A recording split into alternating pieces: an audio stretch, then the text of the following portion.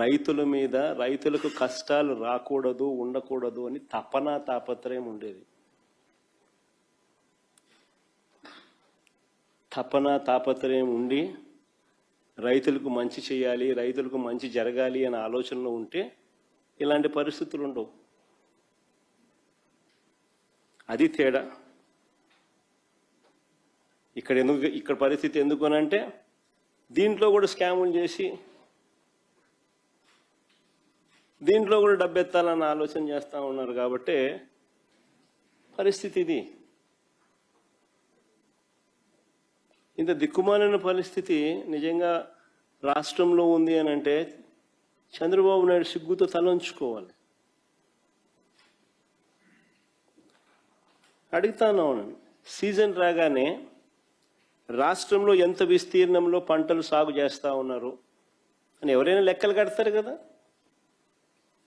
Season రాగానే రాష్ట్రంలో ఎంత విస్తీర్ణంలో పంటలు సాగు అవుతూ ఉన్నాయి, వీటికి ఎంత ఎరువులు కావాలి అని ఏ రాష్ట్ర ప్రభుత్వమైనా లెక్కలు కడుతుంది కదా.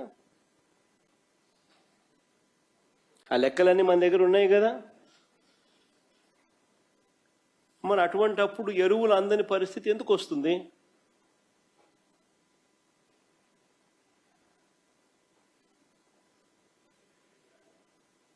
మొన్న ముఖ్యమంత్రి స్టేట్మెంట్ చూశాను, నేను ఆశ్చర్యపోయినా. నేను ముఖ్యమంత్రి గారు అన్న స్టేట్మెంట్, ఈ ఖరీఫ్లో 6,65,000 6.65 లక్షల మెట్రిక్ టన్నుల యూరియాను నేను సప్లై చేశామని, గత సంవత్సరంతో పోలిస్తే 97,000 టన్నులు అధికంగా ఇచ్చామని ముఖ్యమంత్రి స్టేట్మెంట్ ఇది.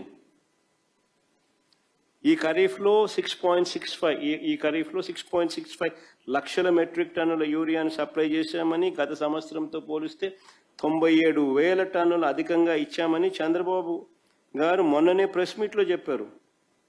ప్లే చేయమ్మది ఒకసారి ఆయన అన్న మాటలు కూడా. దగ్గర 3 లక్షల టన్నులతో ఓల్డ్ బ్యాలెన్స్ ఉంది. దాంతో కలిపి ఇప్పటికి 6,65,000 మెట్రిక్ టన్నులు యూరియా అందుబాటులో పెట్టాం. గత సీజన్తో పోల్చుకుంటే ఈ రోజు ఈనాటికి 97,000 మెట్రిక్ టన్నుల యూరియా అధికంగా సరఫరా చేశాం.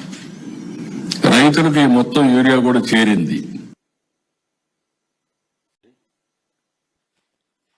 చంద్రబాబు నాయుడు స్వయంగా మాట్లాడుతా ఉన్న మాటలు ఇవి. అధికంగా పాత బ్యాలెన్స్ కాక 3 లక్షల టన్నుల పాత బ్యాలెన్స్ కాక 6,65,000 టన్నుల యూరియాను సప్లై చేశామని, గత సంవత్సరంతో పోలిస్తే ఇది 97,000 టన్నులు అధికంగా ఇచ్చామని ఏకంగా ముఖ్యమంత్రి చెప్తా ఉన్న మాటలు ఇవి. మరి నేను ఒకటే అడుగుతా ఉన్నా, మా చంద్రబాబు నాయుడు గారు చెప్తా ఉన్నట్టుగానే ఈ మాదిరిగానే సప్లై జరిగి ఉండింటే, ఈ మాదిరిగా రైతులకు అంది ఉండింటే, ఈ మాదిరిగా రైతులు రోడ్డెక్కే పరిస్థితి ఎందుకు వచ్చింది? రాలేదనే కదా, ఆయన సప్లై చేయలేదనే కదా రైతులకు ఈ కష్టాలు ఎందుకు ఉన్నాయి? రైతుల చేతిలో యూరియా రాలేదు కాబట్టే కదా ఈ పరిస్థితి ఎందుకు వచ్చింది రాష్ట్రంలో. కారణం ఆర్బీకేలను నిర్వీర్యం చేశారు, ఈ క్రాప్ వ్యవస్థను నిర్వీర్యం చేశారు, పిఎస్సీలను నిర్వీర్యం చేశారు, ప్రైవేట్కు ఎక్కువ కేటాయించారు. మరోవైపు ప్రభుత్వం నుంచి వెళ్తా ఉన్న ఎరువులను తెలుగుదేశం పార్టీ నాయకుల దగ్గరుండి దారి మళ్లించి అధిక ధరలకు అమ్ముకుంటా ఉన్న మాట కళ్ళ ఎదుటే కనిపిస్తూ ఉంది. అది కూడా చూపించమ్మా. కర్నూలు జిల్లా ఎమిగనూరులో ఎరువులు పక్కదారి పట్టిస్తూ పట్టుబడిన టీడీపీ నేతలు. పల్నాడు జిల్లా దాచేపల్లి 165 బస్తాల ఎరువులు అక్రమంగా తరలిస్తూ పోలీసులకు చిక్కిన టీడీపీ నేతలు. యూరియా పంపిణీలో టీడీపీ నేతల అరాచకం. 70 టన్నుల యూరియా మాయం. నంద్యాల జిల్లాలో డోన్లో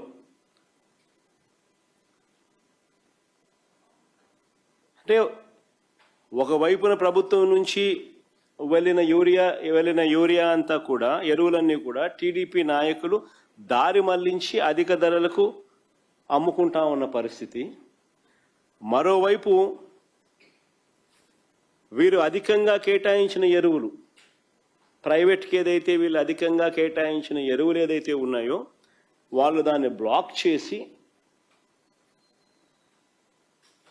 బస్తా ఏకంగా 267 రూపాయలు బస్తా యూరియా ఉంటే దానికన్నా 200 రూపాయలు అధికంగా, 250 రూపాయలు అధికంగా దాన్ని బ్లాక్ చేసి స్కేర్సిటీ క్రియేట్ చేసి బ్లాక్లో అమ్ముతా ఉన్న పరిస్థితి.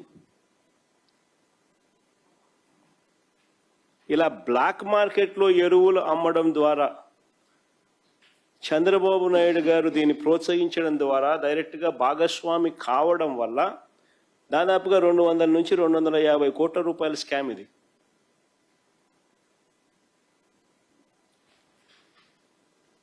రైతులను పీడించి స్కాములు చేసి కింద నుంచి పైదాకా అందరూ పంచుకున్నారు.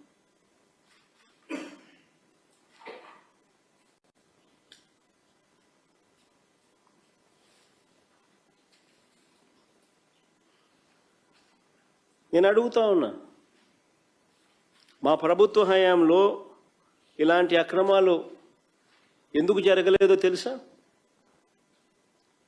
కారణం, ఆ రోజుల్లో ఒక భయం ఉండేది. తప్పు చేయాలి అని అంటే భయపడేవాళ్ళు.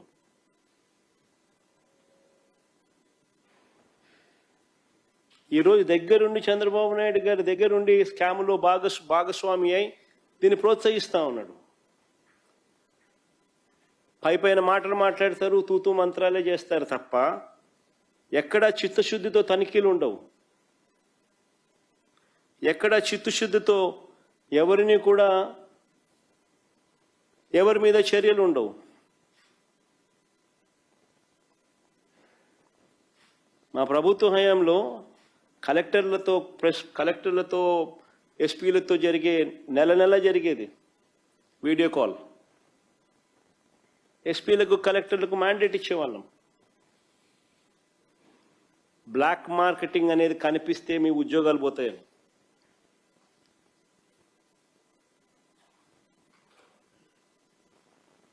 ఈరోజు ఏం జరుగుతా ఉంది?